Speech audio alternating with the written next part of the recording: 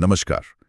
आज हम Google notebook LM के एक काफी दिलचस्प नए अपडेट पर बात करने वाले हैं। हाँ, नोटबुक एलम ये वो टूल है जो आपके दस्तावेजों से मतलब जैसे कोई लेख हो, रिसर्च पेपर या नोट्स, उनसे जरूरी जानकारी निकालता है। बिल्कुल।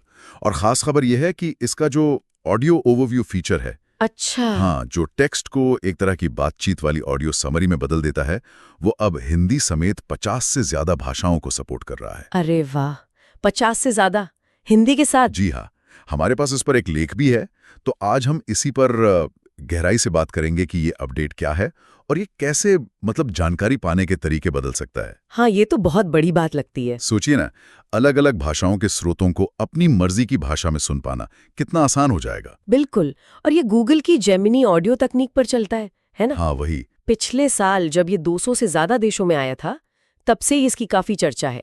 गूगल लैब्स के सॉफ्टवेयर इंजीनियर हैं माइकल चेन। उन्होंने कहा कि इस अपडेट का मकसद यही है कि ज्यादा लोग, जैसे अफ्रीकी, हिंदी, तुर्की जैसी भाषाओं वाले लोग भी ऑडियो ओवरव्यू इस्तेमाल कर सके। सही है, एक्सेस बढ़ाना है। हाँ, पहुंच बढ़ाना। तो ये काम कैसे करता है असल में? लेख में एक नई आउटपुट भाषा सेटिंग का जिक्र था। जी।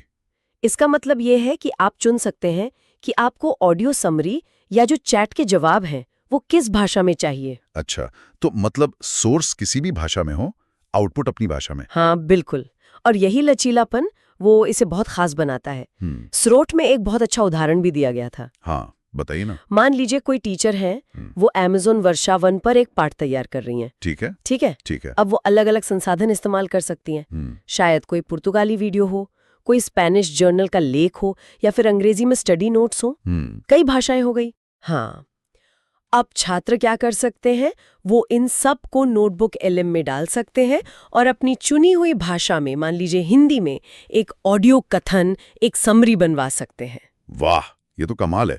अलग अलग भाषाओं से जानकारी लेकर एक जगह अपनी भाषा में ऑडियो में मिल जाए। सही में।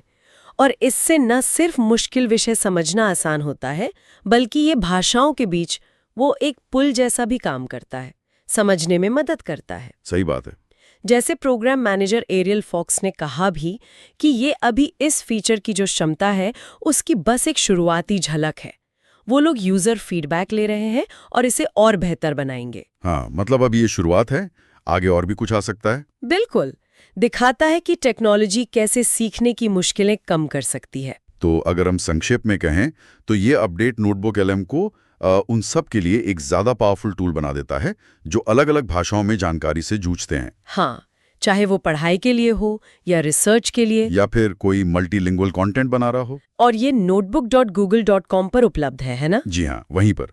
माइकल चेन को उम्मीद भी यही है कि ज्यादा भाषाएं जोड़ने से लोगों को नई नई बातें पता चलेंगी, नई अंतर्दृष्टि मिलेगी और वो अपनी पसंद की भाषा में जानकारी से जुड़ पाएंगे। बिल्कुल।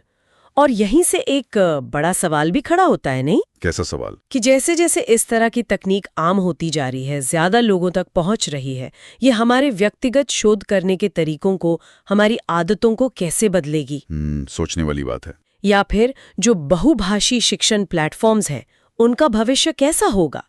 ये सोचना दिलचस्प है कि जब अलग अलग भाषाओं के स्रोत इतनी आसानी से जुड़ जाएंगे तो हमारी समझ कितनी गहरी हो सकती है। सही में, क्या इससे हम दुनिया को और दूसरी संस्कृतियों को शायद और बेहतर तरीके से समझ पाएंगे? हाँ, शायद।